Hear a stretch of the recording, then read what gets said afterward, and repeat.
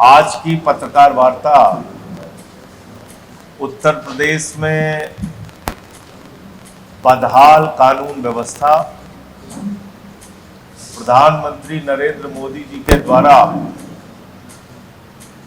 Operation सिंदूर के नाम पे ऑपरेशन वोट बैंक की शुरुआत और भारत के लिए चौथी बड़ी अर्थव्यवस्था बनने का जो दावा है उसके संबंध में बुलाई गई है। हमारे साथ प्रख्यात शिक्षाविद और आईएएस की कोचिंग भी चलाते हैं, आम आदमी पार्टी से पड़पड़गंज सीट के प्रत्याशी रहे, चुनाव लड़ा और अभी पूरे यूपी में जो हमारा संकल्प शिविर का अभियान चल रहा है उसके प्रमुख वक्ताओं में से एक अवध ओझा जी भी हमारे साथ हैं। हमारे मुख्य प्रवक्ता बंसराज दुबे जी हैं, हमारे शिक्षक प्रकोष्ठ के अध्यक्ष महेंद्र जी हैं, महासचिव हमारे दिनेश जी हैं, अंकित परियार यूथ के महासचिव हैं। पिछले कुछ दिनों से उत्तर प्रदेश में मीडिया में अपराध को लेके बहुत चर्चा हो रही है कि 24 घंटे में 14 हत्या हो गई। शायद ये रिपोर्टिंग अब शुरू हुई, लेकिन हालत कमोबेश यही पहले से ही थी। 15 हत्या,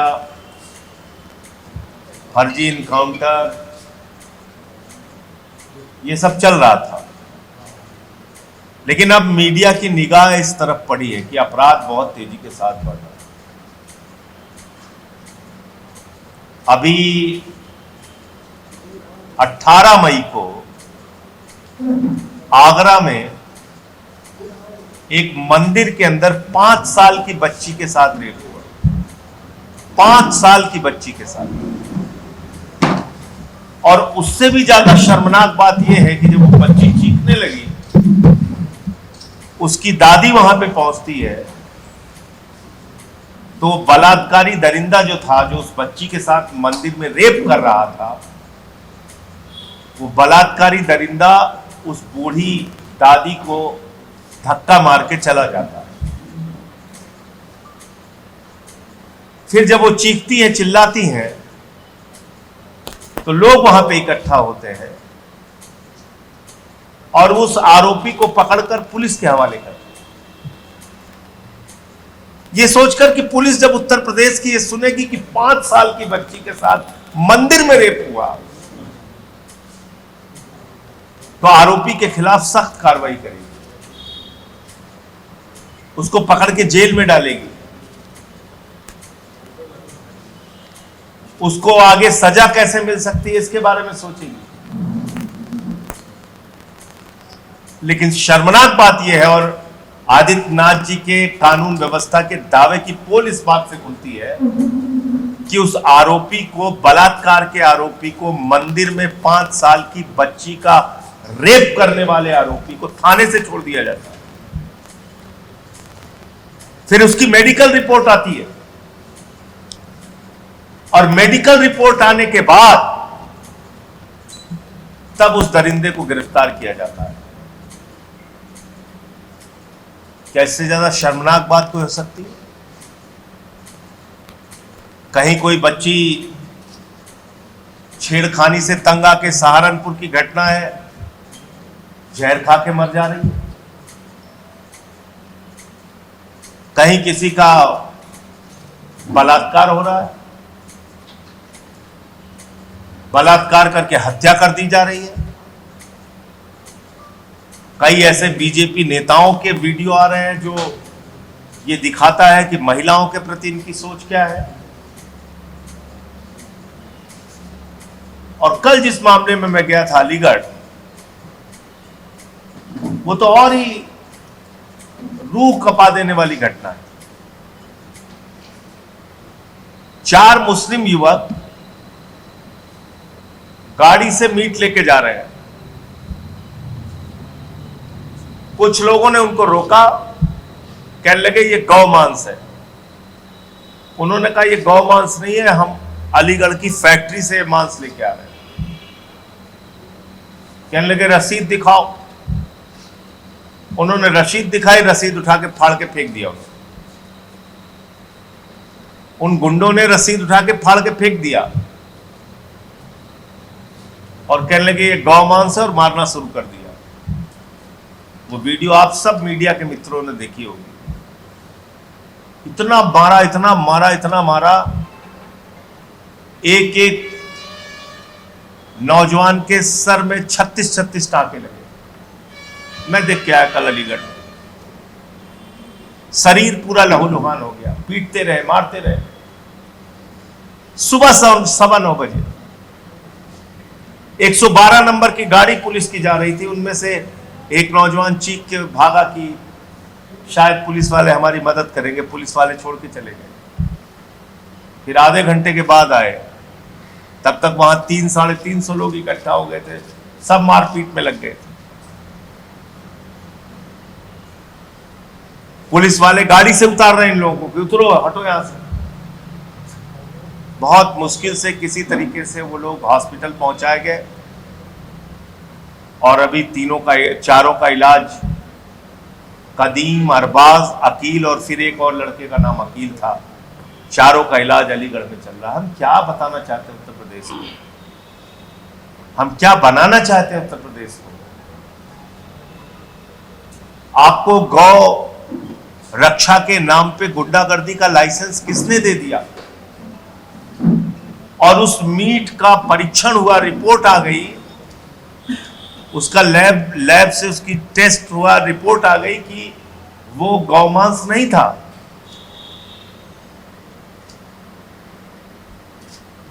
तो मुझे लगता है कि इस प्रकार से अगर गुंडागर्दी की पूरे प्रदेश में छूट दी जाएगी, और एक विष्णु शर्मा नाम के व्यक्ति को मेरठ में पीट दिया, यही गौरक्षा के नाम पे लोगों ने पकड़ लिया। संभवतः विष्णु शर्मा ही नाम था उसका। मैं भी मेरठ का मामला है, वहां पे भी पीट दिया। तो ये जो गुंडागर्दी का लाइसेंस है गौरक्षा के नाम पे, ये किसने दिया? ये बीजेपी की सरकार ने दिया। तो अलीगढ़ के मामले में जो कुछ भी हुआ उसका फास्ट ट्रैक बना के, और ऐसे जितने भी मामले उत्तर प्रदेश में है जो फर्जी तरीके से गौमांस का झूठा आरोप लगा के लोगों को मारा पीटा गया है, उनका सबका एक फास्ट ट्रैक कोर्ट बना के ऐसे गुंडों के खिलाफ सख्त कार्रवाई और सजा उनको मिलनी चाहिए जो नज़ीर बने। और अलीगढ़ की घटना का संज्ञान उत्तर प्रदेश के मुख्यमंत्री को लेना चाहिए। प्रदेश में अपराध बहुत तेजी के साथ बढ़ रहा है।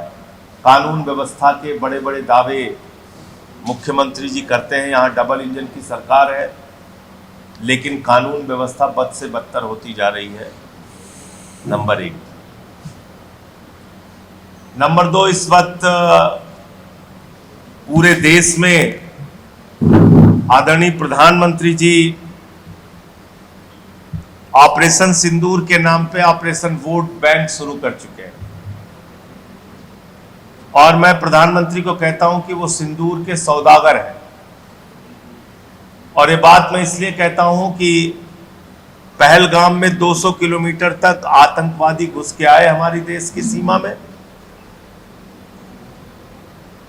हमारे बहनों के माथे के सिंदूर उजाड़े, 26 लोगों को मौत के घाट उतारा और वापस चले गए, अभी तक मिले नहीं। उन आतंकवादियों के खिलाफ अब तक कोई कार्रवाई नहीं हुई। वो मौत के घाट नहीं उतारे गए।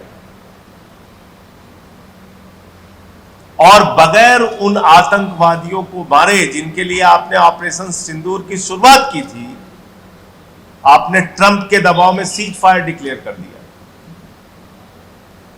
प्रधानमंत्री के लफ्फाजी के लंबे चौड़े बड़े बड़े भाषण हम लोग सुन रहे हैं, मन की बात में बोल रहे हैं, यहां रैली में ललकार रहे हैं, वहां रैली में ललकार रहे हैं।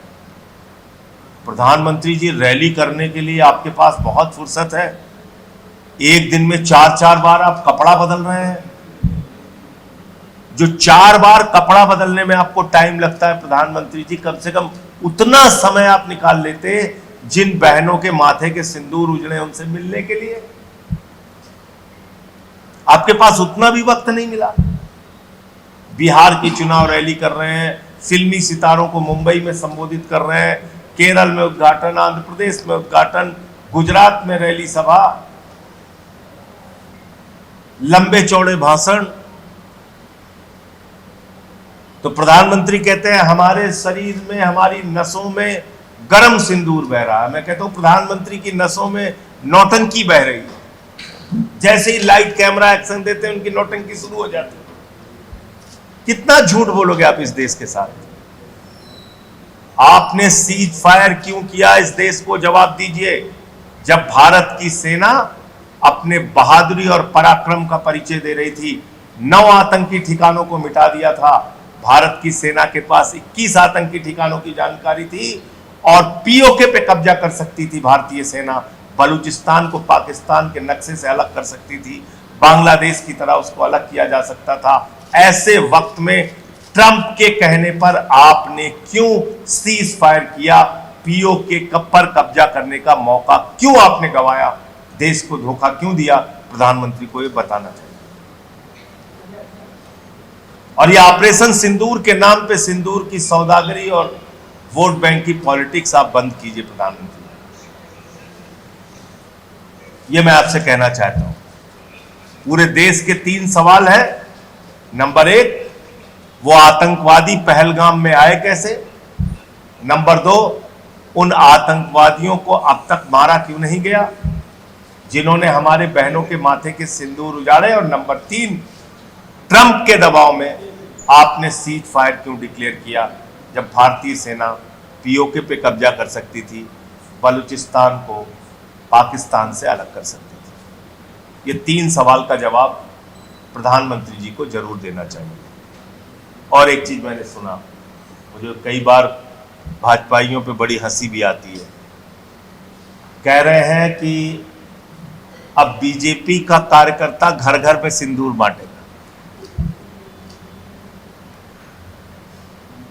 बताइए, शर्म नहीं आती? अरे भैया, सिंदूर का मतलब पता है आपको? एक महिला के लिए सिंदूर का मतलब है उसके पति के द्वारा उसके माथे में सिंदूर भरा जाता है। भाजपाइयों, इतनी तो समझ कर लो। कोई लुच्चा लफंगा जाके किसी के घर में सिंदूर दे के चला आएगा किसी महिला को? वो उसका सिंदूर अपने माथे में भर लेगी? अरे ऐसे बिना सिर पैर के कार्यक्रम बनाते हो, सोचते भी नहीं। भैया, सिंदूर भरता है पति अपनी पत्नी के मांग में। सिंदूर उसके माथे का गौरव है, सिंदूर उसका सम्मान है, सिंदूर उसका स्वाभिमान है। और भाजपाइयों की हालत तो क्या हो गई है इस समय पूरा देश देख रहा है। और कह रहे हो कि तुम्हारे कार्यकर्ता घूम घूम के सिंदूर बांटेंगे महिलाओं को। मैं भाजपाइयों को समझा रहा हूं, ऐसे कार्यक्रम मत करो, पता चला 2-4 थप्पड़ ना खाने पड़े किसी महिला से आपके कार्यकर्ताओं को।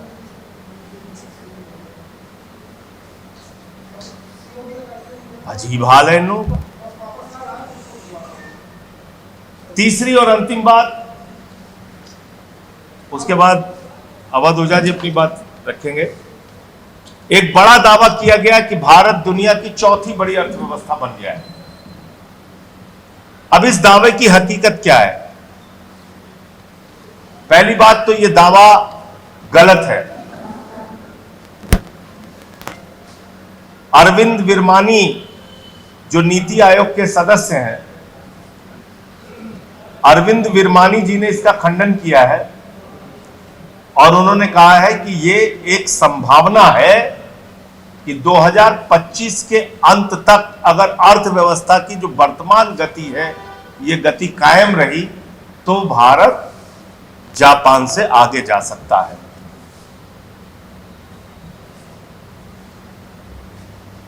लेकिन ढोल पीटना शुरू कि भारत दुनिया की चौथी बड़ी अर्थव्यवस्था बन गया, हमें भी खुशी होगी, हम पहली अर्थव्यवस्था बन जाए, दूसरी बन जाए। लेकिन वास्तविक खुशी आप लोगों को कब होगी? जब इस देश की प्रति व्यक्ति आय बढ़ेगी। बड़े अफसोस के साथ यह कहना पड़ रहा है कि भारत दुनिया की चौथी बड़ी अर्थव्यवस्था, जो कि बनी नहीं है, बनने का दावा कर रही है, मोदी जी दावा कर रहे हैं, लेकिन प्रति व्यक्ति आय के मामले में भारत 140वें स्थान पे खड़ा है। 140वें स्थान पे। और प्रति व्यक्ति आय के मामले में हमारे देश के प्रति व्यक्ति आय क्या है? थोड़ा ये लिस्ट जरा ध्यान से सुनिएगा। अमेरिका के सालाना प्रति व्यक्ति आय है 74 लाख रुपए, चीन 20,000 रुपए, जापान जिससे आप आगे निकलने का दावा कर रहे हैं, जापान की प्रति व्यक्ति आय है 27 लाख रुपए वार्षिक, 27 लाख रुपए सालाना। न्यूजीलैंड की प्रति व्यक्ति आय है 41 लाख रुपए सालाना। श्रीलंका की प्रति व्यक्ति आय है 3,30,000 रुपए। भूटान की प्रति व्यक्ति आय है 3,20,000 रुपए। सिंगापुर की प्रति व्यक्ति आय है 77,50,000 रुपए। दक्षिण अफ्रीका की प्रति व्यक्ति आय है 5,80,000 रुपए। लग्जमबर्ग की प्रति व्यक्ति आय है 1,21,00,000 रुपए। आयरलैंड की प्रति व्यक्ति आय है 1,18,00,000 रुपए। मकाओ की प्रति व्यक्ति आय है 1,04,00,000 रुपए। कतर की प्रति व्यक्ति आय है 98 लाख रुपए। यूएई की प्रति व्यक्ति आय है 80 लाख रुपए। स्विट्जरलैंड की प्रति व्यक्ति आय है 76 लाख रुपए। नॉर्वे की प्रति व्यक्ति आय है 68 लाख रुपए। डेनमार्क की प्रति व्यक्ति आय है 64 लाख रुपए। भारत की प्रति व्यक्ति आय है 2,43,000 रुपए। और भूटान की प्रति व्यक्ति आय है 3,20,000 रुपए। और श्रीलंका की प्रति व्यक्ति आय है 3,30,000 रुपए। तो हम प्रति व्यक्ति आय के मामले में भूटान और श्रीलंका जैसे देश से भी पीछे हैं। और अगर हम कहते हैं कि आबादी हमारे देश की बहुत ज्यादा है, तो चीन को ले लीजिए। तो चीन में भी जो प्रति व्यक्ति आय है वो है 4,80,000 रुपए। और हमारी जो प्रति व्यक्ति आय है वो है 2,43,000 रुपए। यानी कि चीन की जो प्रति व्यक्ति आय है वो 2 गुना है भारत की प्रति व्यक्ति आय से। और आंकड़े क्या है? भारत के प्रधानमंत्री ने 18 घंटे मेहनत की, दिन रात मेहनत किया। 2014 में भारत के ऊपर जो कर्जा था वो कर्जा था 55 लाख करोड़ रुपए। भारत के 14 प्रधानमंत्रियों ने देश के लिए जो कर्जा लिया वो कर्जा था 55 लाख करोड़ रुपए। प्रधानमंत्री जी ने कहा हम ऐसे नहीं मानेंगे, हम कर्ज का विकास करेंगे।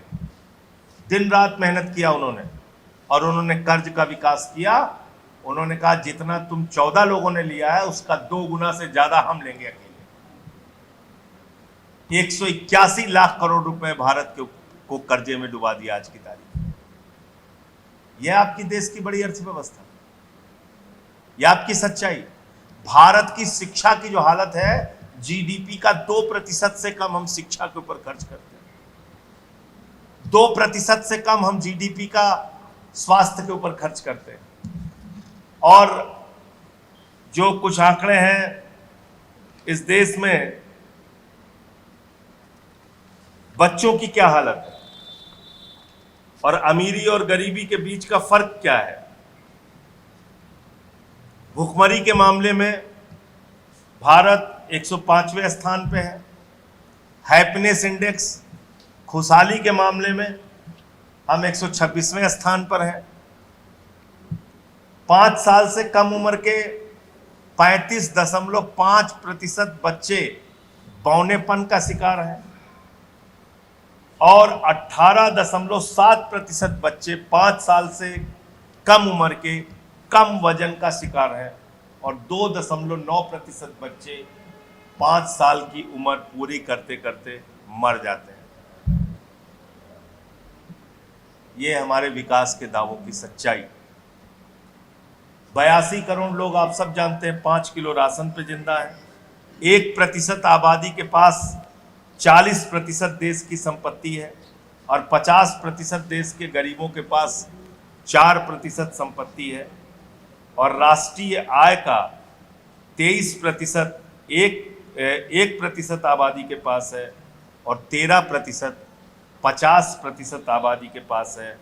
और देश की 50% आबादी से 64% जीएसटी वसूली जाती है और 10% आबादी से मात्र 4% जीएसटी वसूली जाती है। ये कुछ आंकड़े थे जो मैंने समझा कि आपको बताना जरूरी है। और ये जो हमारे चौथी बड़ी अर्थव्यवस्था बनने का दावा है, मैं तो सोच रहा था ढोल मजीरा वजीरा लेके आएंगे, ढोल पीटेंगे आपके सामने, लेकिन जब मैंने ये पढ़ा तो मुझे लगा कि आपको सच्चाई से रूबरू कराना जरूरी है। और इसलिए अब इस देश के नौजवानों को सोचना पड़ेगा देश को किस आर्थिक बदहाली की ओर भारत के प्रधानमंत्री लेके जा रहे हैं। यहाँ चंद लोग अमीर जरूर हो रहे हैं, उनके पास लाखों करोड़ की संपत्ति जरूर इकट्ठा हो रही है।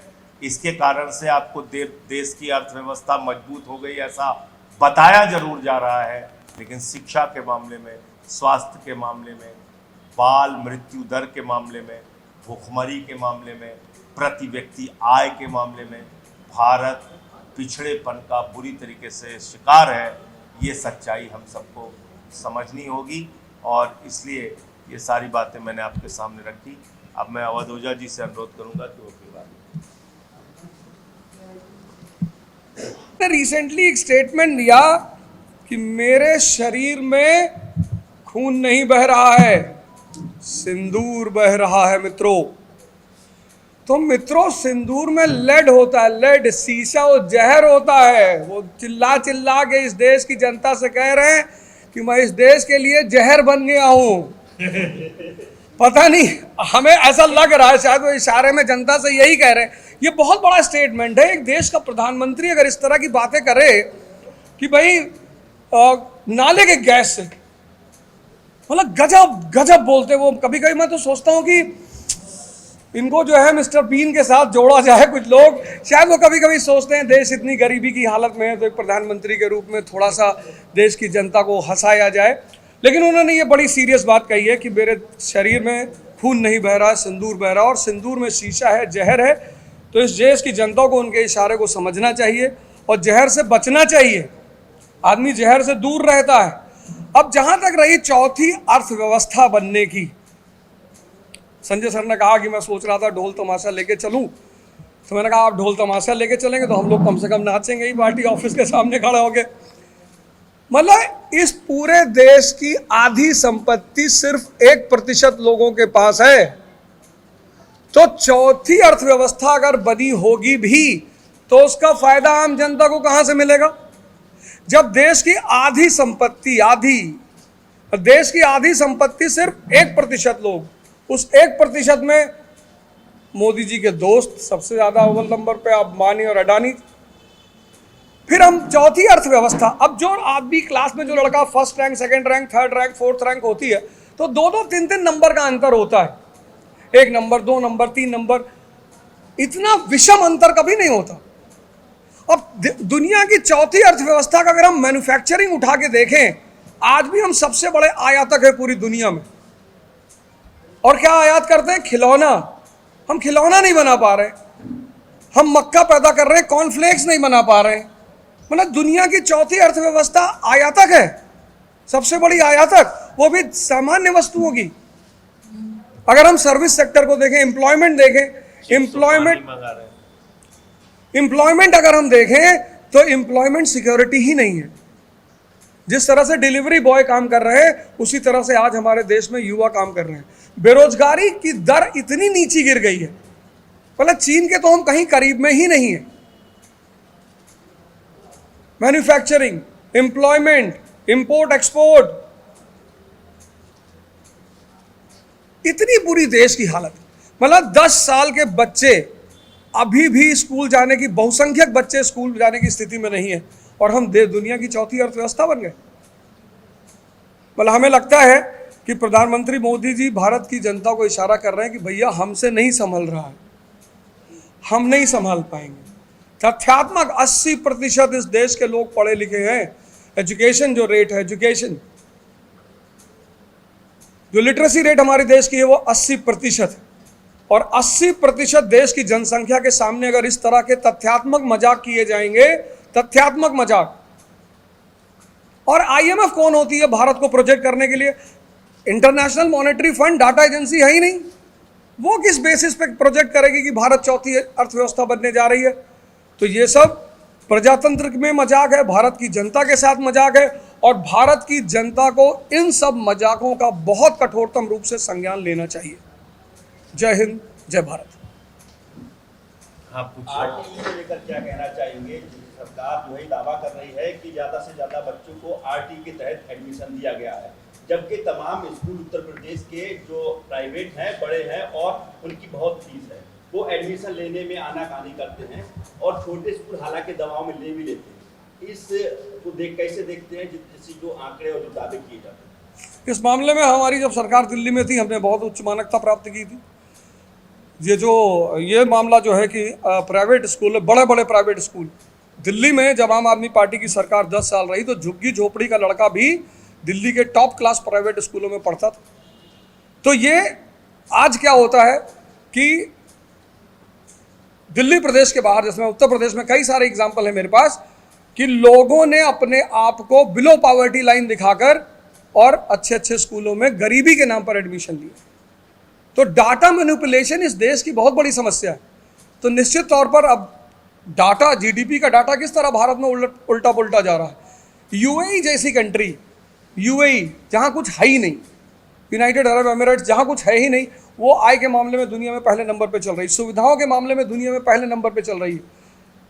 तो कहीं ना कहीं डाटाबेस, जो सरकारी डाटा इस वक्त आ रहे हैं, उस पर तो बिल्कुल यकीन नहीं किया जा सकता जब तक कि देश की जनता इस खुशहाली को उजागर ना करे।